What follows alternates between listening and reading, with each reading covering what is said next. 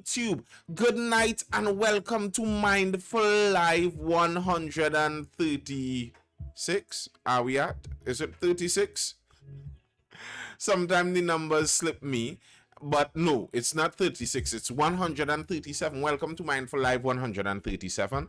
I'm your host, Nathan Springer. Thank you for tuning in. If you are streaming this live over on TikTok, on Instagram, or on YouTube, be sure to hit that like button. It really does help. Tonight we're talking economics. We're starting talking economics on this, the 13th of the 10th, 2022. It's Thursday the 13th, not Friday the 13th. So we're talking economics, and regularly, especially in this last budget, you saw when people see all the prices are going to go up and how things are going to change, you hear regularly people lament about the minimum wage, what the minimum wage is at, and how is someone supposed to live off of that minimum wage. The government needs to raise the minimum wage. The minimum wage is the problem. You regularly hear that. But I wonder, do we even believe that? Is it true that raising the minimum wage is somehow going to help us? Blessings, Megzy. What's up? What's up? What's the good? Is raising the minimum wage going to do anything to help our society? Is it going to do anything to increase the salaries, to increase the amount of money that the average person in the country is going to get? Is minimum wage the solution out? Well, we'll discuss just that. Jumping straight into the article, an article from Loop TT, Loop News. Labor Ministry to review minimum wage legislation. The Labour Ministry says it will be reviewing several pieces of labour legislation, including the Minimum Wages Act. In an update, the ministry listed several takeaways from Minister Stephen McClatchy's budget presentation, which includes a review of labour legislation, including the Maternity Protection Act, Minimum Wages Act, Industrial Relations Act, and the Retrenchment and Severance Benefits Act. Currently, the minimum wage is set at $17.50 per hour, or around $2,800 per month for a 40-hour work week. That's not a lot of money. It really is not. $2,800 per month is a rent. Oh, greetings, sir. It's been a while. How things? Yeah, $2,800 per month is rent. And it's not even an expensive rent. $2,800 is kind of a basic rent.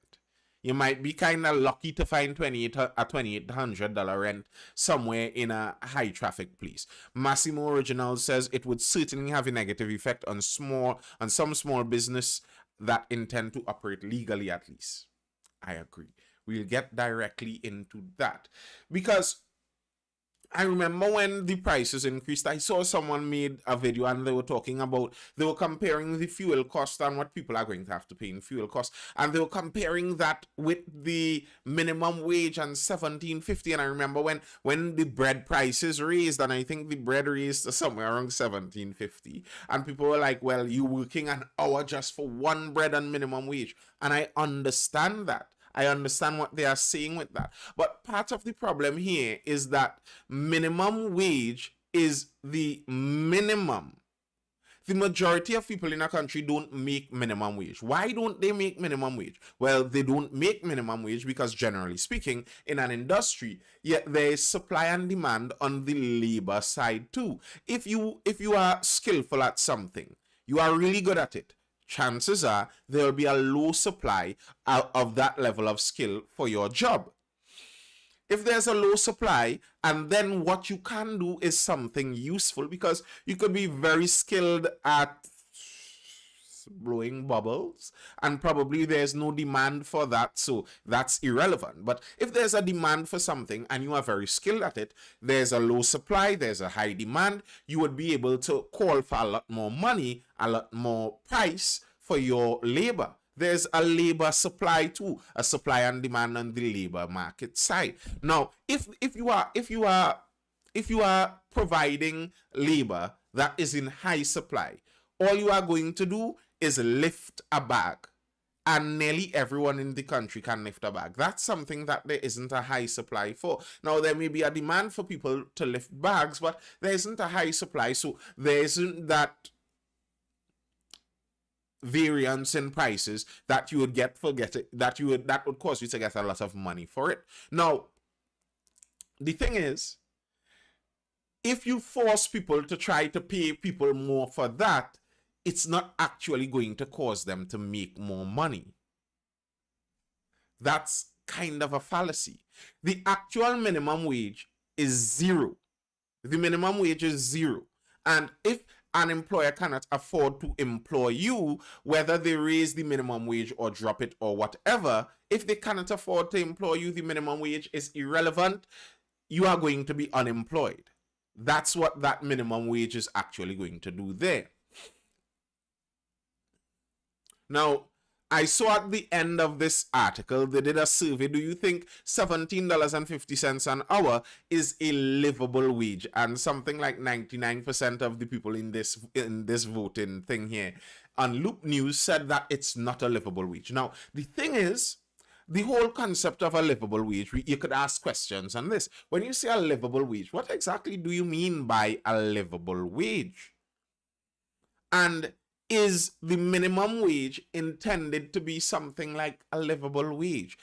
When people talk about a livable wage, they're talking about a wage, enough money for you to live comfortably in our society by yourself as an independent person. Now, the thing is, as an independent person, it's not expected that you are working for minimum wage. Minimum wage is supposed to be there for the workers working fresh out of school. And really and truly, personally, this is my opinion, I think there shouldn't even be the minimum wage there.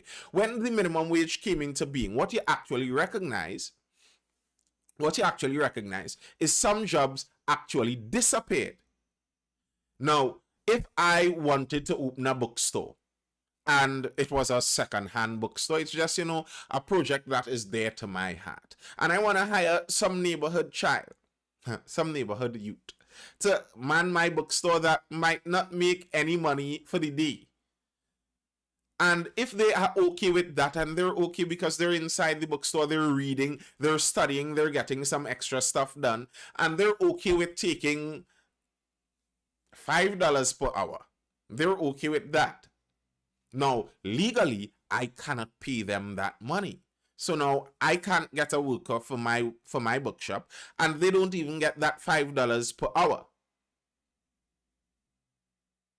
But for most businesses to keep workers, they're already paying above minimum wage, Earl Pantin says. That's the very point I was saying. The vast majority of workers in Trinidad and Tobago do not work for minimum wage. It's so the idea people get that, by raising minimum wages, how you raise people's pay. No, it is not. Because the people who are making more than minimum wage, they aren't making that because the government mandated and forced the business to go out there and pay them more. That's not how it's done. You aren't going to actually get more pay like that. What's going to happen in an area like that? Oh, big up Ria. Oh, it's been a while.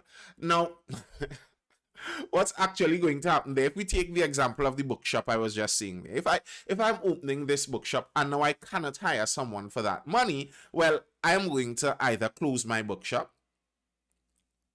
Very likely I'm going to close my bookshop, or I wouldn't be able to hire that neighborhood youth. They would have to stay unemployed, and I would hire somebody that I would think is worth that money, but I'll make sure they do the cleaning also, and make sure that they keep stock of some other little business. I have to make sure I'm getting my full worth out of them. So in fact, you just made some more people unemployed by raising that minimum wage there.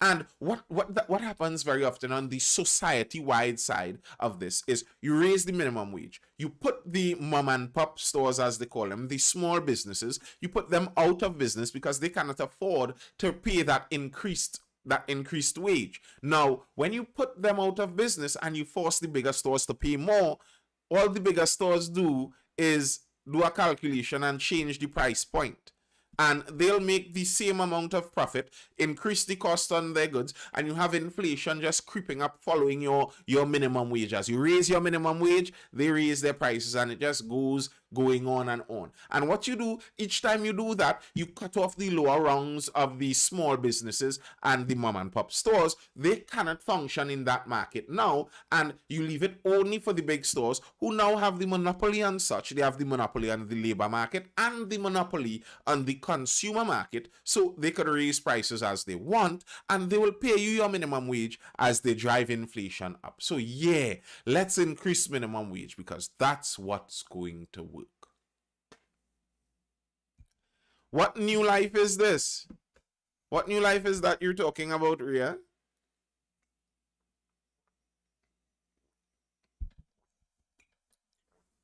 Exactly, Massimo Original.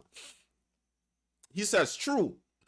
In fact, it is often large business that are clamoring for increased minimum wages, as it can often affect their competition without as much capital. Correct. Precisely. Very often you look at some of the businesses that ask for minimum wage increases and you're like, but wait, why is Walmart asking for an increase in minimum wage? What's going on? Why would they want to pay their workers more? Well, they know they could stand that increase for a moment while they're knocking off all of their smaller competition. Their smaller competition cannot afford it. So that's fine. I will pay that increased money. And over time, I know I'm just going to take it back as I inflate the price of all my goods.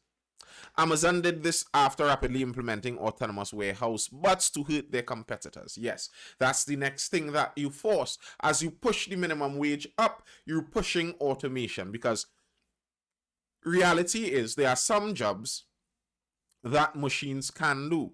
And if you make it unsustainable for me to hire a human to do it, you are encouraging me to find faster ways to mechanize my system. That's what you're doing. Love the way you flow with your videos, bro. Thank you, Maggie. Oh, much appreciated. And a call about Ria. What was this? Was this side talk bacchanal going on in the middle of my chat here, Ria and Nisi? What is this? I am curious. Robots only need oil, not money. Exactly. And there are some people with concerns about where this leads the entire global labor market eventually. There are people with concerns about this, because if this is the trend that continues, you're going to encourage people to mechanize and automate everything on the lower rung of employment. And there are some people that really and truly are only suited for certain levels of employment. That's not an insult, it's just reality. And if there isn't that kind of employment available to them anymore, what are they going to do? And that's where some people come up with the idea of minimum basic income. I don't know how many of you have ever heard of that. The idea is that you pay everyone a stipend continually. So the government every month updates your bank account with X amount of money, because there may not be enough work for you to do. Personally, I despise that idea. I think that's an anti-human idea. I think that's a way to get people demotivated and wanting to end their own lives very rapidly. That's an idea from people who think they know how to run the world. Universal basic income, right? And people who think they know how to run the world and they would like to control your entire life. That's some scary stuff. I don't agree with that. But I could understand how that thought process reaches there. If we are heading in a direction of automation, some jobs aren't going to be there in the future, while the people who did those jobs are still going to be there. What are we going to do with them? Now, my personal belief is I believe in human ingenuity. I think humans would always find something to do. They would always find work to do. They would always find a service that they can offer to another human that the other human would be willing to pay them for. I think the close-mindedness that some people try to ascribe to the future is not true. It's an incorrect view of the future. I think the future is open-ended in that term. As long as we are here in this temporal world, I believe the future to be open-ended. I'm not limiting it like this, like we're going to need to give people money. Depends on how much money. And the thing is, that is a very unmotivated way to live. Many people would think like, that's something I like. Yeah, the government just give me money and I don't have to worry about a job or anything like that.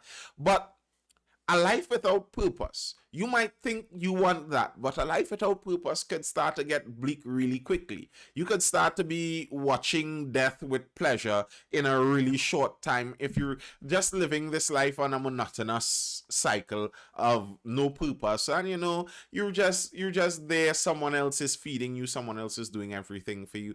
You're just on auto and moving around in circles. Like, no, that's not a happy way to live. I don't think people would be living fulfilling lives if they lived like that.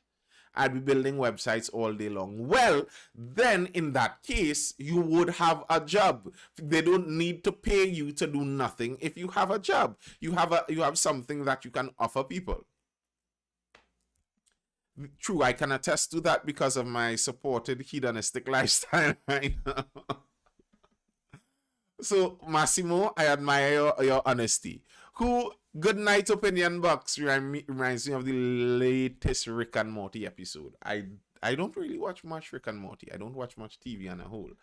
Nothing all that fulfilling, to be honest. Wake up and waste my potential. Well, Massimo, if you know that, well, knowledge is the first thing. You have to make a step in the direction you want to change that too. You're thinking, okay, where if I could do everything perfect, where would I want to be in the next 3 years? A perfect life, where would I want to be in the next 3 years? You could think about that, you could figure it out. Well, what's the first step I have to make towards that? And you do that first step. It's that simple. If you already know that you're how did you put it, your supported hedonistic lifestyle. You're right to some extent. The modern parenting, I think, does some of that, and it in pursuit of making life easier for their offspring. Some parents have kind of incapacitated their children. They have cut off their legs. Their children can't walk. They can't carry their own weight because they're doing everything for them, and they don't have that motivation.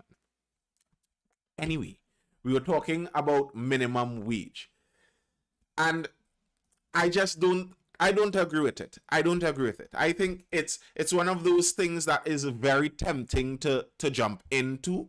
It's very tempting to say that the minimum wage would be the solution for this. The government needs to go in there and make sure that these wicked businessmen pay the people their fair wages, and I could understand the sentiment, but it's just not how reality functions. It's not what's going to work.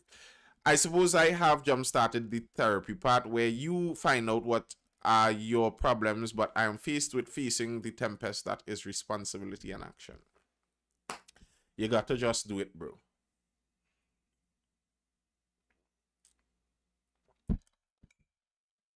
You got to just do it. Nike. And I understand that. I understand that. I understand the struggles with discipline. I've always been someone, because I am one with much more of a freer nature, much more of an open nature.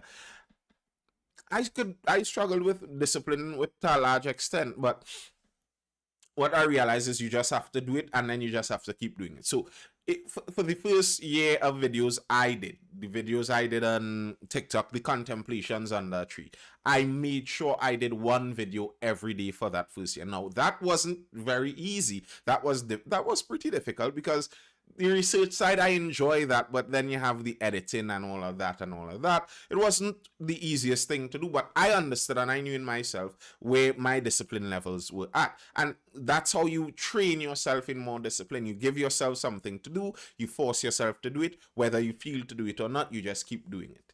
You have to be able to have that intrinsic push to discipline. If you know you're indisciplined, you got to discipline yourself. The reality of it. Sir says the minimum wage is too high. Madness, Ria says. How you arrive at that statement, Ria? I agree with him. I agree with him. If you employ people, you would realize that some people are not worth $17.50 an hour. There are some people out there who are not worth that much in employing. I am not talking about their worth as a human being, as a person. I'm talking about their worth in terms of being able to provide a useful skill, a service. They cannot provide $17.50 worth of service, of useful work in an hour. There are some people that cannot do that. Now, $17.50 as a minimum wage. What you are telling an employer is that you cannot hire anyone who isn't worth that much. And the thing is, there may be some jobs that you would not have minded hiring someone at that level for. If someone, like some of the apprenticeship jobs that we lament, I regularly lament about this. I complain about this. Some of the apprenticeship style jobs that we regularly lament aren't existing anymore, that they aren't there anymore. People are talking about you coming as an apprentice, but they want to give you full work. Well, they're doing that because the minimum wage is at a level where they want to pay that work, where if they have to pay that worker that much, they want to get a certain amount of work out of you. While if there was no minimum wage, I could hire someone for $2 an hour. And the thing is, the minimum wage is set at $17.50, but all workers are not paid $17.50. The vast majority of workers are paid more than that. So what that says is companies don't use the minimum wage to pay their workers. Most companies don't. They pay their workers by the value the workers provide. So all you're doing by setting a minimum wage is cutting off any other worker that provided value below that level. You're cutting them off from the employment market. They are unemployable. You cannot be employed until you could provide enough service to worth or to warrant $17.50 an hour. Now, I understand that's not a high amount, but the example I made earlier, like if I were to open a bookshop, a small bookshop, and it's a used bookshop, second-hand books, I may not make that much money. I cannot pay someone that much money. Maybe some young person in the neighborhood may be willing to work for less than that. And people working at that level aren't supposed to be single parents managing rent, bills, and 2 children. Minimum wage or people working for that low wage are supposed to be at entry level when you didn't have rent to pay. You did not have rent to pay. You're living in your parents' house. You're trying to get your footing inside of the work world. You're trying to understand the rules, etc. You're just here trying out. And maybe you could come here and sit down and look at what they're doing for the whole day and still make a small pittance if there wasn't the minimum wage stopping you from doing that. Jory Haricharan asks, do you think someone can live on $17.50 an hour? How do you determine? It's according to what you mean live. If someone can survive on $17.50 an hour, yes. In Trinidad and Tobago, you can survive on $17.50 an hour. Do I think $17.50 an hour? I spoke about this before. The livable wage.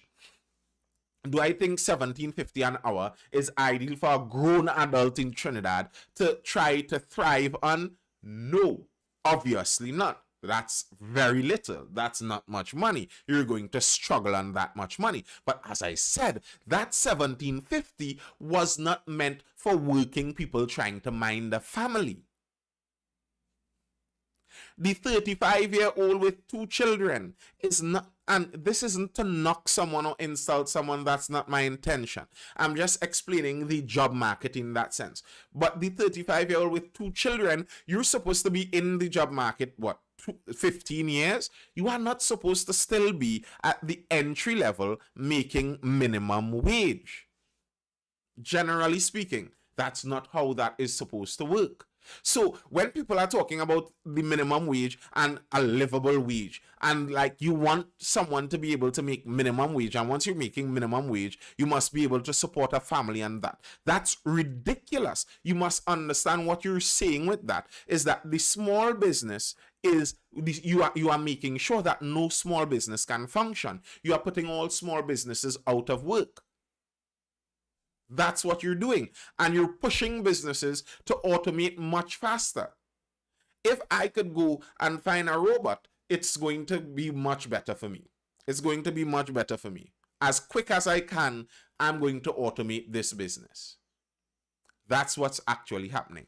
You see, some people seem not to understand that minimum wage does not control your salary. Minimum wage does not control your salary. That's not what minimum wage does. I'm pretty sure. I am pretty sure nearly no one right now in this life is making exact minimum wage. Nearly no one. I mean, some people may, but nearly no one is. So what's your worry about minimum wage? What do you think minimum wage is going to solve? Do you think that the business that is paying someone has a lot of extra money to increase their wages, and minimum wage is going to force them to do it, and they're just going to take that increased loss? Do you think that's what's going to happen? Or do you think what's generally going to happen is if the business cannot afford to pay them, the business would close, or if the business can afford to pay them, they would pay them, and eventually, very likely, they're just going to raise their prices on the consumer end, and inflation goes up? Minimum wage is supposed to prevent people from not being able to afford a basic life when employed.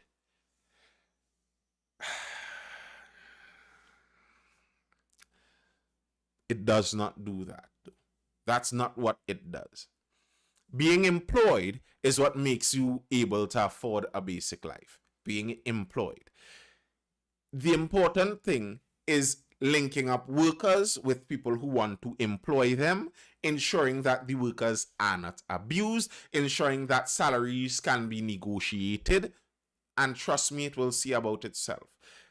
Minimum wage does not help with what you're seeing there. Making sure people can afford a basic life when employed. Because right now, people are saying that minimum wage cannot give them a basic life. So what that encourages is, you know what? Why don't we raise the minimum wage to $500?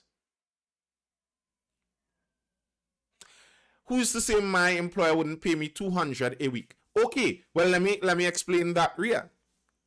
If you're employed, you're in HR or something like that, if I recall correctly. If it's not, let's just say this. You're an HR professional. You have skills in HR management. You have experience in it. Your employer decides, you know what? I don't like Ria, and I'm going to pay her $200 a week. Well, you know what's going to happen is the other company on the other side of the road looks at you and says, hey, we need an HR manager. You have HR management skills, and all I need to get you is increase your pay to $250, and they would offer you $250. And then the business further down the road will say, hey, you know what? We need someone like that too. And that's what you call the worker economy, the employer economy. And there is a supply and demand employer market where if there's an increase in supply of a certain worker and there's a decrease in demand, the worker is just not going to make that much money. You're asking, if there's no minimum wage, why your employer wouldn't just pay you $200 a week? Ria, you are not paid minimum wage right now. Why do you think your employer is not paying you minimum wage right now? Because they know if they pay you minimum wage, they're not going to keep you as an employee. And if you are saying that your skills are so they have no value, they are so valueless that you cannot carry your skills from this place to another place. If you are saying your skills are so valueless, then it doesn't make sense for you to get the state to force an employer to pay you more, because your skills don't have value. If your skills do have value, then they command that value.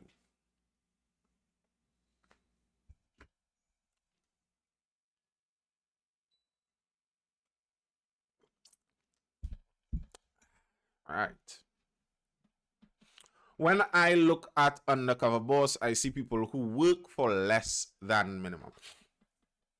Truth be told, there are many people that work for less than minimum wage. How do you determine value of labor? Well, value of labor is determined by the market. It's supposed to be determined by the market. But you have several controls that the government put in there that makes it harder for the market to determine that. But the value is supposed to be determined by the market. So, supply and demand, very simple. How many people are there that can do this job? How many people are there that are willing to do this job? How many people want this job done? And that's how you determine the value of labor. The market would determine it. If there's a glut in the market, if a skill is very easy to come about. So let's call something random, plumbing. I'm not insulting plumbers, I'm just calling something random. If let's say plumbing is an easy skill to learn and everyone can learn plumbing, then chances are the supply of plumbers is going to be very high. So I don't need to pay you a lot. You come to me to do some plumbing and I ask you what's your price, and you say, well, I charge $550 a day. And I'm like, well, no, there are so many plumbers out there. I'm sure I could find a plumber who's going to do it for $400. And well, maybe I could find one that might do it for $300 or $250 because there are just so many plumbers out there. The supply is increased. However, even if there's an increased supply, but there's a very high demand for it, it's something that is needed. So lots of people do it, but all of those lots of people are employed all the time. So you have to wait on someone to do it. The demand is high, then the price increases also. That's how the value of labor would be chosen.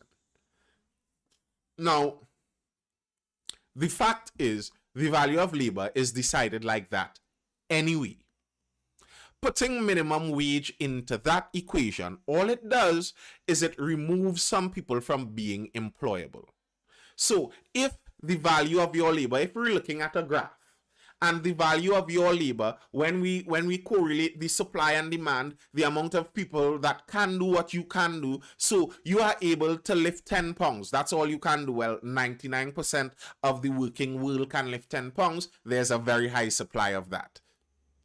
There isn't much demand for people who could just lift 10 pounds. So lifting 10 pounds in terms of supply and demand, the value of lifting 10 pounds might just be $2 an hour. You don't have that much. Well, if the value of that sits below the minimum wage, what that means is you would never be able to get a job.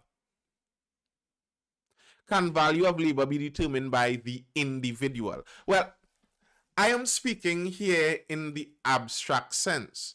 The reality is, every time you go ask for pay or a pay increase, it's not like you find out everyone in the country that's doing your job and you find out how many people want it. You don't go evaluating the supply and demand. I'm talking in the abstract about the holistic sense. So in terms of the individual, the supply and demand is what allows you, the individual, to negotiate on your salary.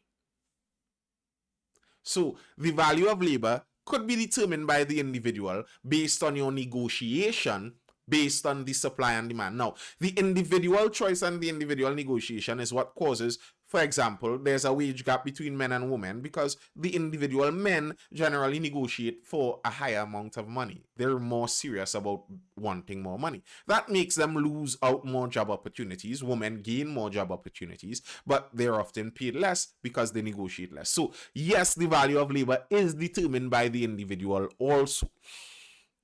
Wonder if it have good reasons out there for 250, boy.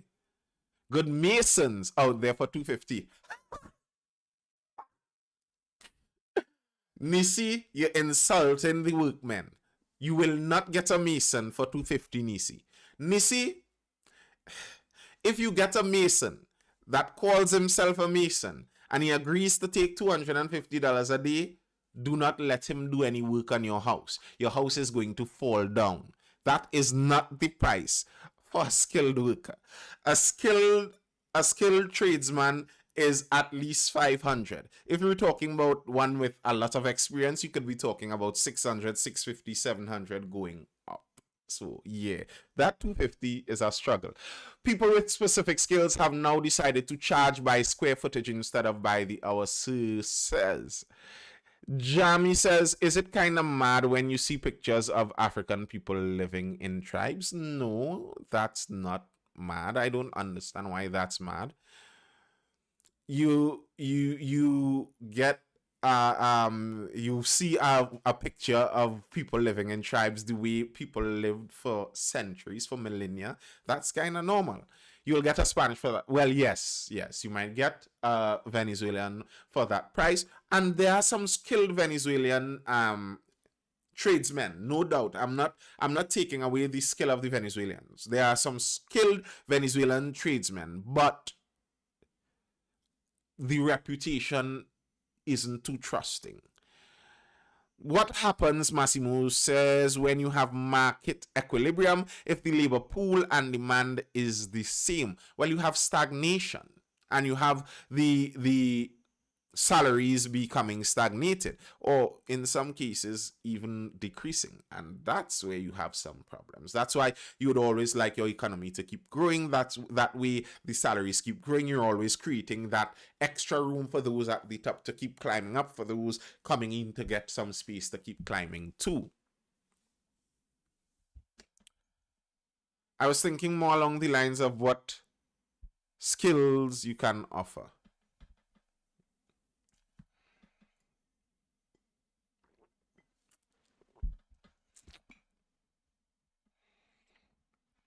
Kind of sad that I can't go. Well, I don't know what ethnicity you are, Jamni, but the reality is you can go visit the tribes, you know.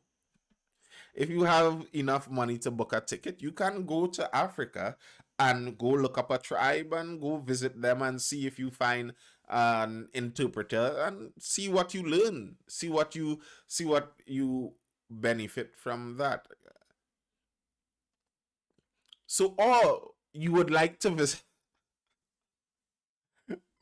So, Jamie, you're British and you're sad that you can't visit tribes of people of your ethnicity. Oh, you were hoping that there was still some Celtic tribes out there for you to go and learn how to tie some ring nuts and stuff. Like, I understand the sentiment, but that's a unique one. There is a lot of history still to be seen, though. There's a lot of history still to be seen. You could still go and see areas where they were and see artifacts, etc. You won't be able to see them themselves, but yeah, interesting. Assuming that, Massimo, assuming that. All right, all right, all right. Now let's get into the Ministry of Education a bit. Recently, there was some news out of the schools that was really saddening. Well, like all the time when you hear news, it seems like it's nearly always saddening. Jamie says, "I hate living in modern society. Want to live a nomadic life." I feel you. I feel you. I could understand that, but this is the life we have, and maybe you could try living a modern nomadic life. It would be better than the nomadic life that they lived thousands of years ago. I could assure you that. So there are benefits to the modern world too. But yes, in education, the schools, there was some difficulty in the last week. I saw an article, the article that it really was a bit torturous to read. Boy killed, body dumped in outhouse. Now, I when I read this, there were different varying accounts of this whole thing, where the initial story seemed like he was just killed and put in a house behind a chicken depot. But then when you heard the details of the story, it got a lot more gruesome, it got a lot more gory. There was chopping, there were broken limbs, etc., etc. And then people seem like they have no idea where this all came from. There was talk about a fight in school because the young boy was suspended. He was recently suspended. If these kinds of things are going on or being precipitated from the school, that is scary. Recently, we heard a mother lamenting about two of her sons, one that was knocked unconscious and the other one had to play dead because a gang was attacking them in school. Now we're seeing this, a 15-year-old boy gruesomely murdered and his body mutilated and disposed of. And then I was another one I was reading, teacher accused of sexual harassment at school. More troubling allegations are coming from Superior West Secondary after a teacher. Superior West wasn't the same one with the gangs too? After a teacher has been accused of sexually harassing female students. A reliable source told Guardian Media that 4 complaints have been lodged at the school, but no action has been taken against the teacher. Several emails that the teacher sent to a student became public after a parent became aware of it. The source added that students are afraid of the teacher, who patrols a section of the school. The first incident occurred the last term when students returned to face-to-face classes. The female students feel uncomfortable and they complain about it. The teacher joined the staff 2 years ago when the school had virtual classes. Listen, I read this article and I'm like confused.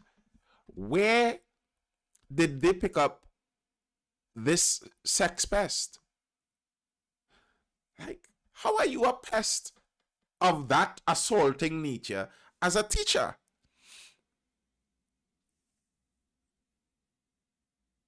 How are you a teacher and like that? Like in my mind, I'm trying to think like, all right, I'm not a pervert, but if I were to put my mind in the mind of that pervert, don't you think you're going to get caught? Like, you go in a school, you now jump in the school 2 years ago, and you're already harassing every single female student. Like, what do you think is going to happen, sir? Or is it that your compulsion is so strong that whether you're caught or not, the possibility of you being caught isn't even on your mind? And then that is even more scary. If this guy is already so far gone in whatever kind of weirdness he has going on inside of his mind that he isn't even thinking about being caught in that manner, well, that's even more scary.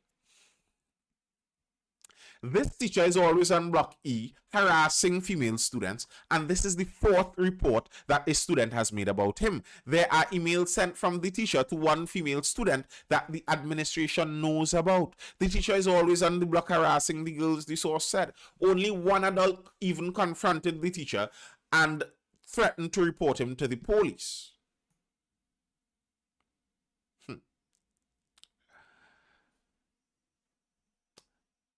The teacher is fraternizing with students during recess and lunchtime. He's always on and off the compound. He signs the register very early, but during the day he is sometimes not in school. Nobody is doing anything to fix that school, the source said. However, checks by Guardian Media revealed that no report was made. So, just as a matter of fact,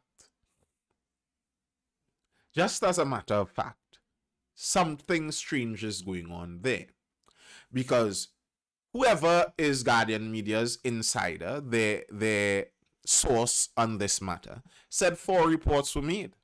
They said this is something that is being widely reported in the school. It's something that is known. Yet when Guardian made their checks, whether it be with the school or with the ministry, there were no official reports made. There was some kind of lapse in communication somewhere along the line. Someone who said they made a report didn't make a report, or someone who had a report made to them did not submit the report. We need better mental health care for our country. And I think we could always do with better mental health care. I don't deny that. But I don't think mental health care is the reason this teacher is the way he is. I'm not sure if it's better mental health care we need for something like this. We need police to lock them up. That's not better mental health care. Probe into misconduct gang claims at Superior West Secondary School. The Ministry of Education says allegations of misconduct towards a student by a member of staff at Superior West Secondary School is being addressed according to established protocols. The ministry issued a statement on Tuesday saying its school supervision and management division and police are handling the matter. It said the school principal, representative of tutor, and the school supervisor said they had no knowledge of gangs after recent reports of attacks on students by schoolmates. Again, what's going on here? We are having people saying that there are gangs functioning inside of the school. But the school principal, the tutor representative, and the school supervisor said they had no knowledge of this. So is it that the parent and the students are lying about the presence of gangs, or is it that the people in charge of keeping control and managing this institution, the people in charge of our education system, have no idea what is actually going on in the system? Or are they lying? Because one of those three possibilities is the most likely. It has to be some one of those three. If it is that the parents and the students are lying about the gangs, well, that's strange. We'd have to find out why they would want to lie about something like that. Or if it is that the ministry, the people in charge of running this school, have no idea that violent gangs exist inside of the school, well, that shows gross incompetence on their part. The procedures and protocols for investigating matters of this nature are very specific in the interest of protecting students. It said an investigation into the alleged inappropriate behavior towards a student began on September 20th, when it was reported to the ministry. A report was then made to the community police, and the student, along with the personnel, met with the principal, the statement read. The student's parents were asked to come into the school, and on September 28th, the staff member in question met with the principal, vice principal, and subsequently on October 7th, with officers from Child Protection Unit, along with the student, parent, and SSD personnel. Okay, so at least with the pest teacher, he is being dealt with. At least that one is being dealt with. Whew. Thank goodness for that. Interestingly, I saw an article that combines with all of this really well. 1,771 children in court for criminal offenses in 4 years. An average of 443 criminal matters have been filed against children annually in the last 4 years. From February 2018 to May 31st this year, a total of 1,771 criminal matters have been filed in the children court between the ages of 7 and under 18. According to the child court records in 2020, there were 577 matters, with 147 being criminal indictable applications and 81 criminal summary applications. All right. The young people are involved in a lot of crime. 443 on average per year reported for criminal matters. Something isn't functioning too well there. Something isn't working ideally. Something isn't working ideally in the nature of all of that. And we would need to take, to me, a more introspective look as a country to figure out what it is going on, what it is causing all of this. And I've said it before. A major part of what allows children to learn well inside of a school has to do with the peer level support, with who are their peers inside of the school. Who are their peers inside of the school? If the peers are violent criminal people, then it becomes hard to do schoolwork.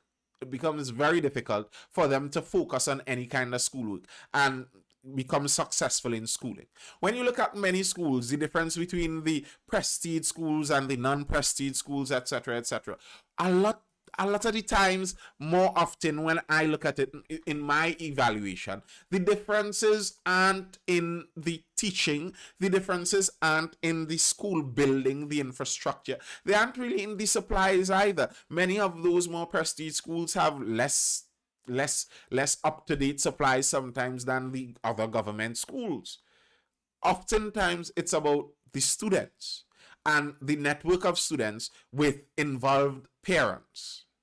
If you could assure someone that, for example, if every student in a class of 25 come from two parent households where each student has at least one parent that attends the PTA meeting, I could assure you that the behavior and performance of that class is going to be pretty high.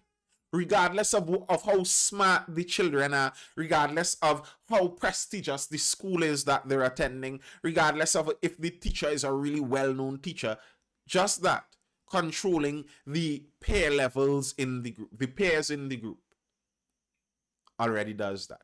And if we're looking and seeing that in our education system currently, there are so many children engaged in criminal activity, there's gang activity, there are sex-based teachers, all of this makes education more difficult. And then if you are sending some students into this environment where education is becoming so much more difficult, I think you're actually creating more of the problem. Because if you send a male student, let's say you send him into this environment and he wasn't a gangster, he was just not that disciplined, and his parents don't focus so strongly on his everyday movements, well, you send him into this atmosphere, he can't function in this, the pressure is too strong, there are gangs around every corner. If he wants to protect himself, he has to join another gang to, have a gang to at least support him and keep and look out for his back. So he joins a gang too, and that creates and perpetuates that kind of cycle. We need to do something about that.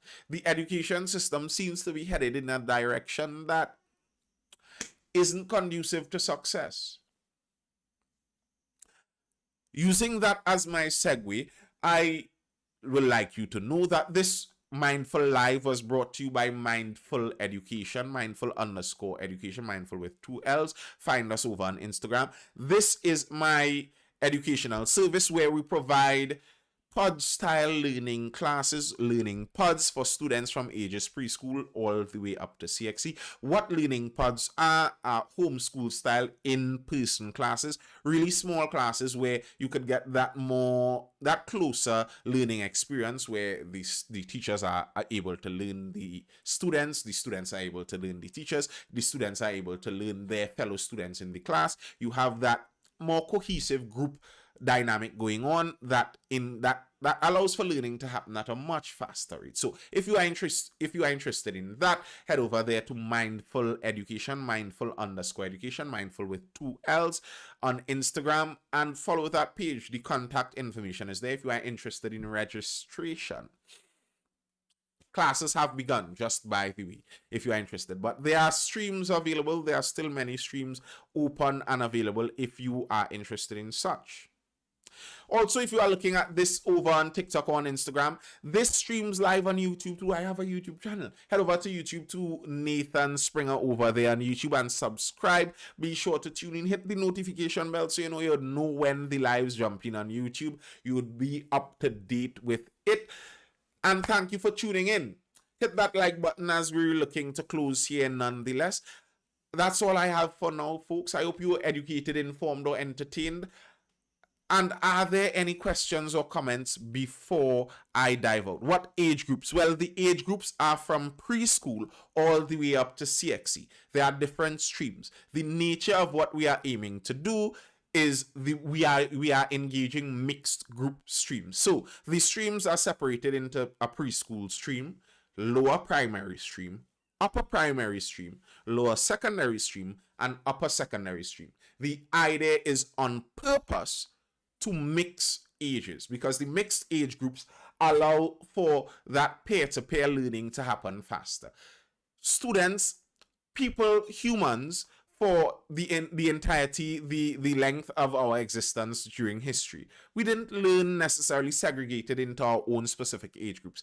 And it's actually not true that all people at the same age learn at the same rate. That's not true. So we're not doing age group specific, we're doing learning level specific.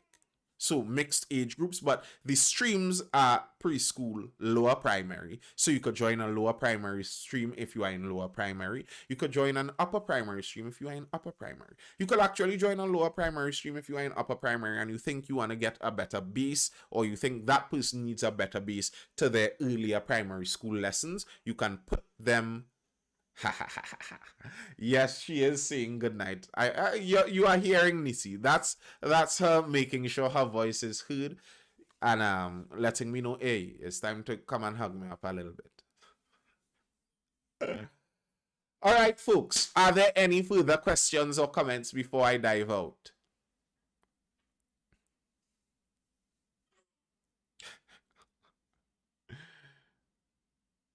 Any further questions or comments? It looks like no. It looks like no. All right. Thank you guys for tuning in. It's Thursday night, is it? So I will see you guys tomorrow for the next Mindful live session starting around 9:15 p.m. Tune in then. Until then, see you guys later. Peace, peace, peace. It was nice. Laters, have you spoken about the police fight shooting incident? No, I have not. I saw that. I was kind of waiting to see what some more investigation into it brought up. I saw that the SRP police said that the guy tried to reach for his gun. I saw the video. The guy taping the video needs to get better citizen journalism kind of training, like keep the camera on the topic. But to me, it didn't look like he was reaching for the gun. It looked like a scuffle, maybe a very unwise scuffle on the deceased guy's part. Maybe he was being ignorant. I don't know, but it from the outside, it doesn't seem like something that required his death. Like there seemed to have been a bit of a power play going on with some of that.